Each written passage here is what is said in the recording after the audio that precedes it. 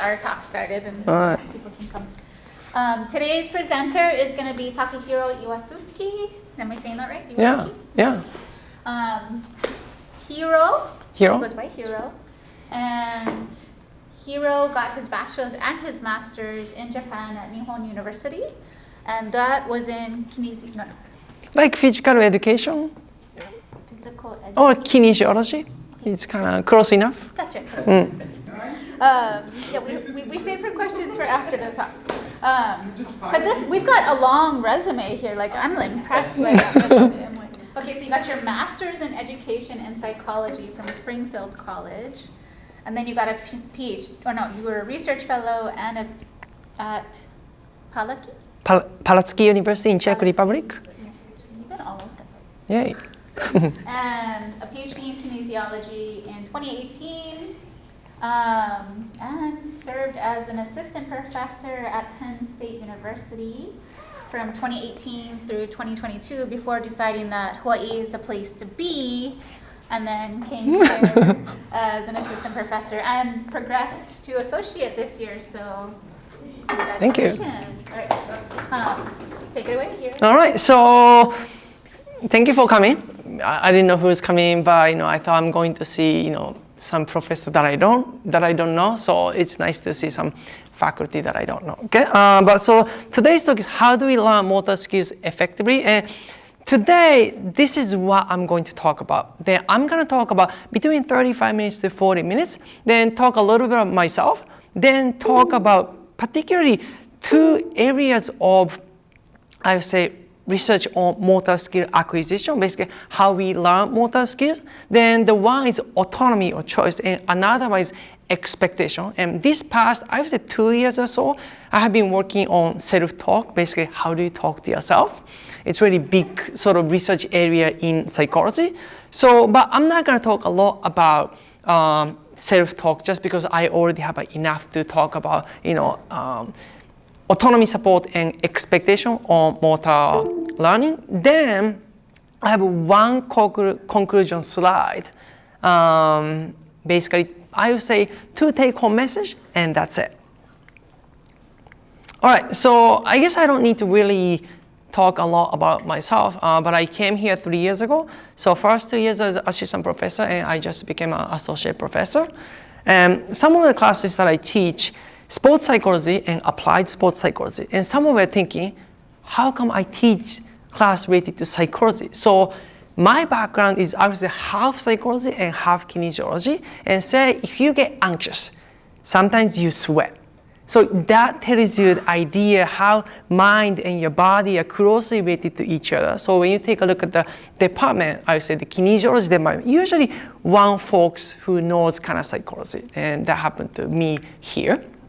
And in the past, as she said, I was at Penn State for 4 years. Then I worked as a mental performance consultant for Google, and one time for NASA. So they found some of my research that I'm going to talk about today. And they also do some research related to actually physical activity. And they happen to somehow find my work, and they invite me as a guest. But let's talk about my research. So autonomy is interesting, but before I get into autonomy, if you think about kinesiology, motor skills, that's what people usually think of. Soccer or golf or tennis, it's like a sort of simple motor skills. Then once you become good, you usually think of something like this. And we also focus on, I would say, health-related populations. Like say I typed PT and physical education, and this comes up. Because we could walk, but there's a chance when we are old, we may not be able to walk like we could do right now. So they need to relearn how to walk. Then now let's get into it's my research. Okay, so let me ask you a question. Would you like to get an apple right now, or would you like to get a cake? Okay, so who wants to get a cake? Very good. Who wants to get an apple? Okay, good. Okay, so if I don't ask you, I don't exactly know what you like. But if I ask you, which one would you like? If you tell me the answer, I can confidently give you exactly what you want. And the first talk, I would say first half of this talk is about autonomy. Like asking is kind of important, and you're going to see why. And this is the power of autonomy. And this is a very first study talking about how autonomy or choice influence our learning outcome. And this was published about 30 years ago. And you're going to throw a ball. Just assume you happen to be, a subject for this study. And you're going to toss a ball and trying to hit to 10. And you actually can't see where you hit it because you're going to use eye mask. And what you think is after you toss a ball, you probably want to know where you hit it, right? You probably do, okay? Then this is how they basically conducted research. So they had choice group and no choice group. So it's a little more complicated term, but just to make it easy, just choice group and no choice group. And assume you're going to throw 3 balls. Or I guess you're going to get 3 feedback, but you're going to throw 8 times. And question is, when do you want to get feedback? Like for example, after the first try you want to get, or after the 3rd, or after the 8th or 7th. You get to choose 3 times out of 8. And basically if you request it, I could tell you, you hit 8 right side, or you hit say 2 left side. So that if you request it, you will kind of get an idea of where you hit it. Make sense?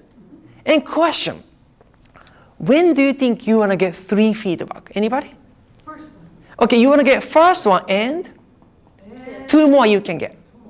4. Okay, you want to get first and then, so maybe 4. 1, 2, and 4 maybe. So you want to get 1 and 2 and 4. Yeah. Okay. So, but you have a probably different answer. I'm gonna go with 1, 1, 4, 4. and 5. Okay. So people have a different answer usually. But so if you happen to be in choice group, you get to decide exactly when you want to get feedback. But if you happen to be in choice group, you don't get to choose, but researcher basically provide for you based on the pair. Make sense? Then what they found is, this is a research question, does allowing individual to decide on the timing of performance feedback enhance learning? And answer was yes. So that was 30 years ago. And researcher kind of tweaked this idea. And if participants has very small choices, does that influence learning outcome? So this one, we kind of view that as some relatively big choice, because choice is very closely related to the task, which is the timing of feedback. This is kind of golf game. Okay, so if you get to choose what color golf ball you like to use, which color do you think you're going to pick? Blue. Blue, okay. Anybody? How about who's gonna get orange? How about yellow? I do yellow. Okay, and blue. Okay, so what color golf ball you use don't really influence whether you can learn or not. But what they talked about is if you get to choose what color and you actually got what you wanted, you're more likely to learn. It's kind of interesting. Okay, this is another research. This is the very first, I would say, research that I'm going to talk about today that I was able to, I guess, be part of. And this one, I'm gonna quickly show you the task. Just try to note the point where our loop is starting to. We call that as a lasso task, okay? Then I'm gonna go So what we're going to do here is just try to note the. a little here. Pretty simple technique. The main thing is practice waiting on that point where it's natural to release. So he says simple, it's actually not. It's kind of complicated, but this is the task we basically ask, college student to do so. Then this is the exact setting, and can you really see this like white thing? This is a white mat. And what participants were able to choose were the color of mat. So we had two different group of participants. One group of participants, they were able to choose the colored mat. And if they want to change again, they can. So if you happen to be my subject, I'm going to ask you, what colored mat would you like to use? And sometimes participants, what does that mean? Kind of wonder, the reason why. But, they kind of choose the preferred color. And we also tell them, if you want to change, you can. And they sometimes stick around, but if they don't do well, they kind of change. And what we found that people who were able to choose the colored mat learn this task more effectively. So this is a very small task because it has nothing to do with the task. So choice group learned better. I'm not going to talk about the second study, but we also included another choice group that's very closely related to the task. And what we hypothesized was maybe a choice that's closely related to the task is effective. But what we found was, two choices equally benefited compared with the control group participants. So meaning that choice is good, kind of no matter what.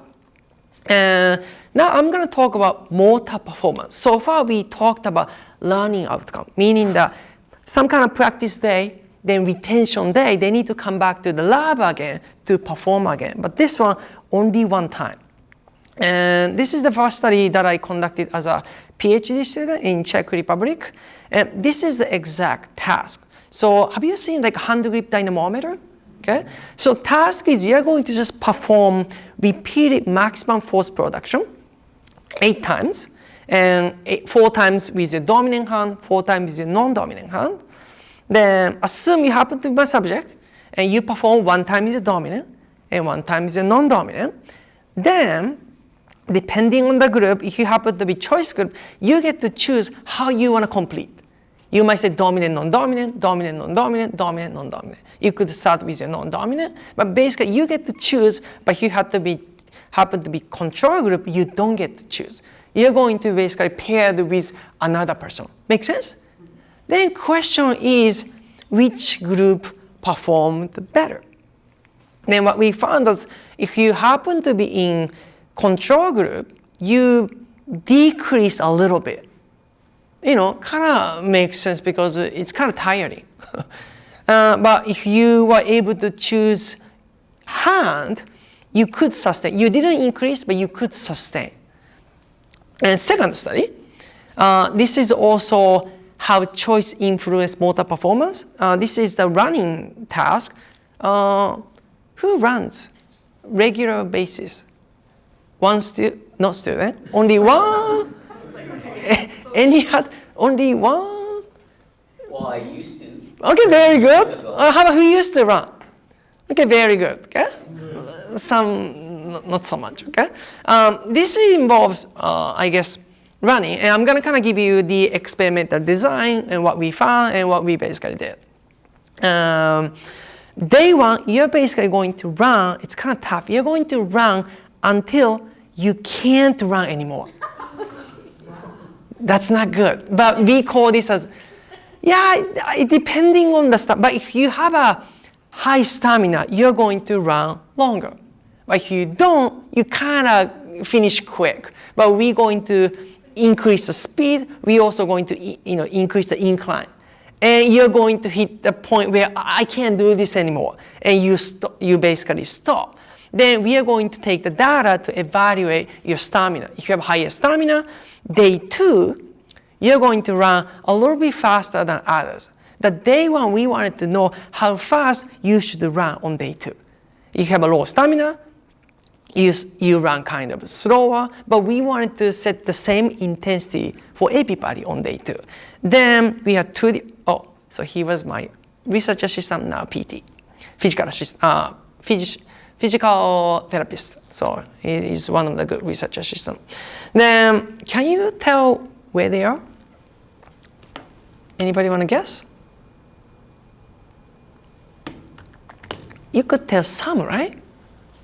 You're wondering where these were taken? Machu Picchu, yes. Very good. Banff? Where? Yosemite? Yosemite, very good. Switzerland? Czech. Oh, Colorado. Oh, So if you happen to be in choice group, you get to choose 5 preferred photos. Then we are basically going to rotate for you. You're going to run on the treadmill, and in front of the treadmill, there's a big screen. We basically rotate, the picture you selected. And if you're not in the choice group, we basically decided for you. Make sense? Yeah. What we found was people who are able to choose photo. This is heart rate. Choice group had a lower heart rate. And just think about what that really means. If you're going to run, your heart rate is going to be increasing, right? Because you're going to use a lot of energy. You need a lot of oxygen to come in. You need to increase your heart rate so that you can get a lot of oxygen in. So choice group didn't need to actually have higher heart rate to do the exact same intensity. It's kind of neat. And this one, they are correlated to each other. So oxygen consumption, how much oxygen you need to use. Choice group participants, a little bit lower. And what we basically concluded was choice improved running efficiency by not using as much as oxygen you need and also lower heart rate. This one, I'm going to go very quick, but they're going to perform plantar flexion, this movement. I'm not going to get into too much detail, but what we found was if you were able to choose intensity, 80% of your max, 50% of your max, 20% of your max, like which order would you like to do? They produce exact same power, which you could see, but with less muscular activation. If you have a lot of muscular activation, you're more likely to produce more power or torque by exactly same, but less muscular activation, suggesting that people who are able to choose order of task efficiently recruited, I would say, muscle to do the work. You could see here it's a little bit different. This is actually my dissertation. Then, how about pressure situation? Psychologists always want to know, if you're in the pressure situation, how can you actually perform your best? Or at least, how can you perform sort of your okay level, not like really bad. And we also wanted to test, give some kind of pressure situation, give you some kind of choices, and how does that influence our motor skill or motor performance? So first 10 throws, I gave all the participants blue balls to perform throwing task. And next 10, red. Next 10, yellow. This is kind of where the idea comes in. If you happen to be choice group, I will ask you, so you use 3 different colors so far. For the next 10, which color would you like to use? And if you want to change color, you could change. But if you happen to be in control group, you cannot change. And what we found was, from the same distance, we don't see any difference between the two under pressure situation. But pressure transfer situation, like 1 meter back, we saw the effect. If you get to choose something that influence performance under pressure situation, which you could see from here. But sometimes you don't see anything. It's not choice is always great. I also conducted research, didn't see anything. But from the literature, I would say 80 or 70% of the time you see choice is helpful and doesn't usually harm. So I think choice is very helpful because it's easy to do, it's free, then increase performance. This is maybe interesting. This is not my research. How about motivation to exercise? So just you see 4 different exercises, this one, this one, this one, and this one. Then you're going to get a question. What order would you like to do today? Then you give me how many you want to do. But this is only for choice group. Then this one, everyone gets. How many sets and repetition would you like to do? Then what researcher found is if you are asked, what order would you like to do today? You requested more sets and repetition and you actually complete and go home. So this is kind of interesting. Okay, so because sometimes it's difficult to increase motivation. This one question increase exercise engagement, which you could see from here. And you could see really choice is good, but you may not know why that's the case. We're going to come back to that. All right, expectation. I'm gonna go very quick, but top cause of death in the US. Okay, I'm not gonna ask you. Usually if it's in class with all the students, I usually spend this amount of time talking about because they're kind of curious. But these are top causes of death in the US. 11 to 14, 15 you probably don't know. Stress belief. If you believe stress is very bad for your health, you're more likely to die. Mindset is very important.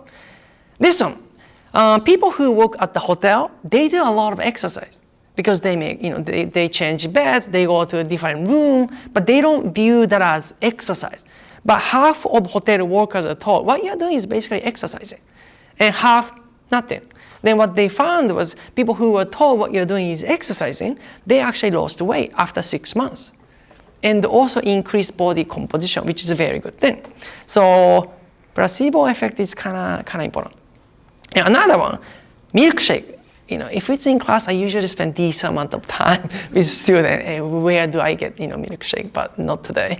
So what they did was they had exactly same milkshake, but 2 different package. One has less calorie, so people view that as more health. It's just simply better. And what they found was people who had a low calorie. This is 650. This one is 140. People who had this label felt hungry quicker because they believe they consume something less. So mindset is very important. So now let's get into sort of our stuff, kinesiology. And this one, hold 25% of maximum force production as long as you can for 2 trials. And what they found was, so you're going to perform 2 trials. There are 3 different groups. Assume I measure you 100%. That means I know you're 25%. Then I'm going to ask you, hold as much as you can. Then if you're done, let me know. Then I basically time how long you could hold. And after the first try, 1/3 of participants are told, you did great, you're in top 10%. And second group, they are told, you're bottom 10%.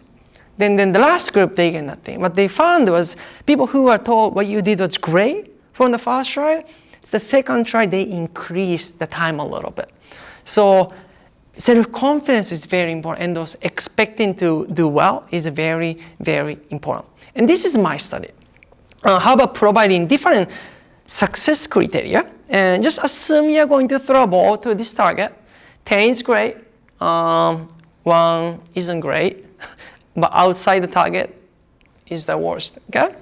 And I'm going to tell you the definition of success. I'm going to tell you, hitting more than 9 is successful.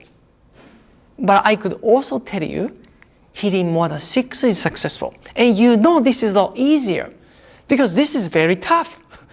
And what we found was if we define the success criteria to be somewhat easy or relatively hard, depending on how you want to call it, because we compare the two, what we found was this is throwing accuracy. This is a relatively easy criteria, or you could say relatively difficult criteria. It's kind of up to you. But what we found was if we tell them, 6 is the success criteria, means you're going to have a lot more success, they actually learn motor skills. So this suggests if you give very difficult criteria to start, this applies to other fields as well. People usually don't do well because they have a very difficult time adjusting the task. So start something easy is kind of important. And another research that I conducted was, okay, relatively easy is good. How about if you're going to give very easy so that they're going to have more success? That means it should be great. And we increase the group, another group, getting 3. That means people always succeed. 90% of the time, they get more than 3. In case you're curious, if we tell them more than 6, I think success rate was like 60. If we tell them more than 9, that means success rate was like around 10 because it's kind of difficult. Then what we found was, so we compared these 3 and control group. And what we found was here it's the highest, and which is the highest group, relatively easy criteria. So it means people want to have some sort of challenge, but not too much. It's kind of interesting. And this one is kind of interesting, negative stereotype. I'm sure you have heard, some negative stereotypes. Say, girls are good at reading, boys are good at math, that kind of stuff, okay? I'm gonna show you 3 different photos and tell me what they are not good at. Women's are not good at, based on the negative stereotype we sometimes hear. Not always the case. Women's are not good at, elderly populations are not good at, including myself, Asians are not good at. These 3 combinations, anybody want to guess what they are not good at? Huh? Driving. Good guess! It's driving, okay? And if you believe that's the case, you're going to, basically, you're not going to have a really good driving experience. You're going to make more errors. You could argue you could become defensive driver and you're going to make less errors. You could say that, but in reality, if you believe you're not a good driver, you make a lot of errors because you have no confidence, okay? This is my car, okay? Of course I got to have a Toyota, okay? And obesity is a kind of big issue in the US. Anybody knows the obesity rate in the US? About 60%? 60%. Good guess. Any other guess? 35. 35. Any other guess? In America though, right? America, you're right. Pretty high. Okay, but I'm gonna share with you some data, okay? Not the data that I fabricated, no, okay? It's coming from a website. So this is one. It's kind of pretty high. This is another one. This is a little bit old data, but cut close to 30%. But you're thinking, how about recently? So it's 40% among adult. This is kids. It's kind of high. Japan 3.7%. Okay? And this one, I actually learned this one this morning. So I used to tell my student, Hawaii and Colorado are the 2 states doing great, but now I feel kind of obligated to say only Colorado. I didn't know until this morning. Okay? But Hawaii is also doing pretty good compared with other states. Like for example, Pennsylvania, where I was, like more than 40%. Okay? So compared with that, I thought when I came to Hawaii, like, whoa, people are so small. Okay? But I can't conduct this research. It's very, I say, mean. Okay? But what researcher did to people was only people who were obese were included as a subject. Half of the participants are told, because you're obese, you're less likely to learn, because that's the norm. And people who are told, you're not going to learn because you're obese, they didn't learn. Because they kind of conformed the idea, and they said it's not fun. They didn't want to put effort because they were told they don't want to learn. No confidence. So giving negative stereotype is really powerful way to decrease performance in many fields, like play like a girl. And this is another study that I conducted. In Iran, women's participating in sports seems like not quite popular. Maybe not right now, but compared with the US, less popular. I didn't do it, but my research collaborator did. So half of the participants were told, you're female, you're not going to learn this task very quickly. And what they found was people who received such feedback actually didn't learn much, compared with those who were not told such feedback. And how about choice and expectation? So far, we talked about choice and expectation. Then how about if we combine these two? And this is just one of the studies that I conducted, but a lot of study kind of talking about the similar point.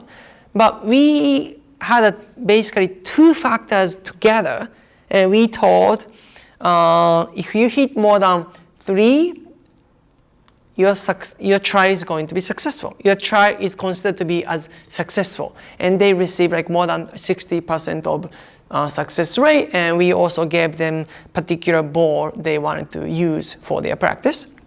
And what we found was a combination of 2 was better than only 1 factor. So having 2 factors, 2 motivational factors was helpful compared with 1 factor for learning. I'm going to go quick. And this was found among elderly population. And esports, I also wrote a kind of brief review how 2 factors are very important. And I guess the esports is getting popular. I don't do any esports, but for some reason, citation of this paper is increasing like crazy. Okay, Is that, I compare with others. That kind of gives me idea. Maybe people care about esports. the esports, what is that? We have a lounge here. Video games. Video games. Oh, Like Nintendo Wii? Yeah. It's really big. Where you have to Still in like grade school and is taking We have a whole esports lounge here classes. for esports, yeah. Okay, I don't do any. But the reason that I decided to write this paper was, during COVID, we couldn't collect any data. I'm like, I gotta find something so that I can get tenure at Penn State. Because at that time, I was thinking of sticking around. 1 more year left to get a tenure associate, but I came here anyway. But I participated in esports during COVID. okay. We studied esports. Oh, good, okay. But yeah, in case you're curious, let me know. I'm happy to send a paper. Then the question is, researchers always want to know, okay, choice is good, expectation is good. Question is why that's the case. And I'm going to give you some ideas. So why autonomy benefit mortal tasks? So personal choice is rewarding and shapes preference. So if you choose something, you're more likely to like the one that you chose. That's increase, shapes preference. And personal choice facilitates motivations, enhance mood, happiness, perceived competence, and you enjoy the one that you basically selected. And autonomy is considered one of the 3 basic psychological needs. And how about expectation? Expecting to perform well. Confidence goes up, and you probably know confidence is very important. Confidence goes up, then your performance should go up. And expecting to perform well has a strong relationship with performing well under psychological pressure. This has been known for probably more than 30 or 40 or 50 years.